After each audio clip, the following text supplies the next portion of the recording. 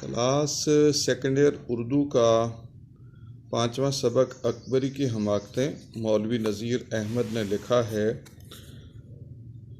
مزاج دار کی بے عقلی کا اب تو حجن کو یقین ہوا، دل میں کہنے لگی کہ اس نے تو اولاد کا نام سن کر ایسی آنکھ کھینچی جیسے برسوں کا امیدوار۔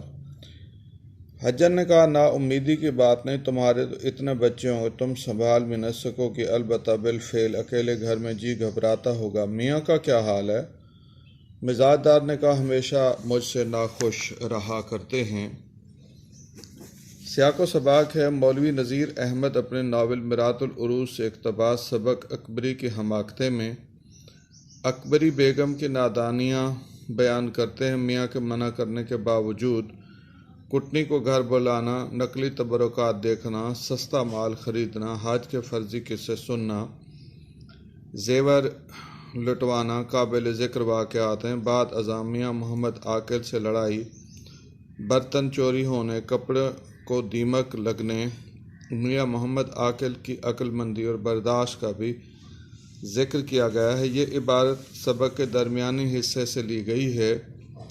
عبارت کی تشریح، اس تشریح طلب عبارت میں اردو کے اولین اصلاحی ناول نگار مولوی نذیر احمد نے یہ سبق دیا ہے کہ گھر میں کسی انجان فرد کو نہ آنے دیا جائے۔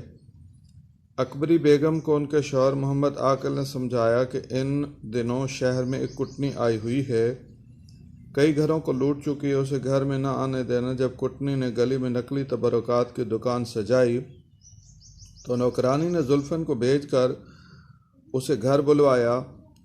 کٹنی نے پوچھا، بھی تمہارے بال بچہ نہیں؟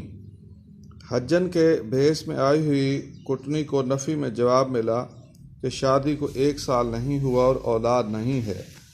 مزاج دار کی بے عقلی کا اب تو حجن کو یقین ہوا اور دل میں کہنے لگی، اس نے تو اولاد کا نام سن کر ایسی آنکھ کھینچی جیسے برسوں کا امیدوار۔ دراصل کٹنی نے حجن کا روپ دھار رکھا تھا۔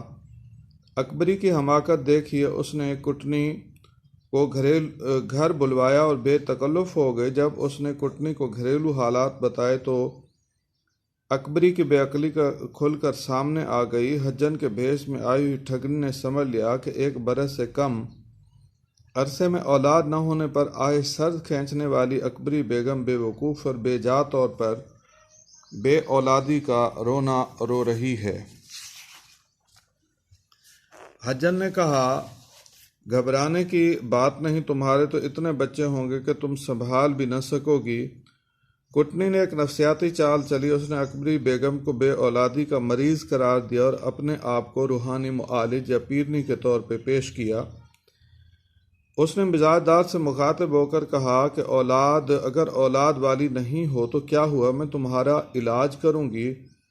آگرہ اور دلی کے پریشان حال لوگوں کی بگڑی بنانا میری ذمہ داری ہے، ان علاقوں کی خدمت میرے سپرد ہے، میں تمہاری بے اولادی کو کثرت اولاد سے بدل دوں گی۔ حجن بولی، فی الحال اکیلے گھر میں جی گھبراتا ہوگا، سناؤ میاں کا کیا حال ہے؟ مزاج دار نے جواب دیا، ہمیشہ مجھ سے ناخوش رہتے ہیں۔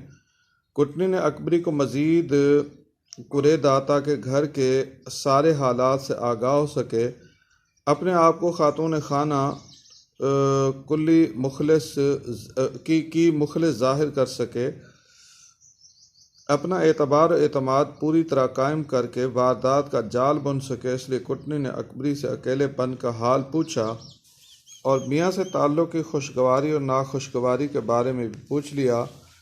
اکبری نے بتایا کہ میاں محمد عاقل ہمیشہ اس سے ناخوش رہتے ہیں۔ اصلاحی ناول کے اس حصے میں شادی شدہ جوڑوں کو یہ سبق دیا گیا کہ انجان لوگوں کو گھر میں داخل نہ ہونے دیا جائے۔ اگر کوئی ایسا فرد گھر میں داخل ہو بھی جائے تو اسے گھریلو حالات سے آگاہ نہ کیا جائے۔ جب ہماری کمزوریاں غیروں کو معلوم ہو جاتی ہیں تو وہ آسانی سے ہمیں اپنے فریب کا شکار کر لیتے ہیں۔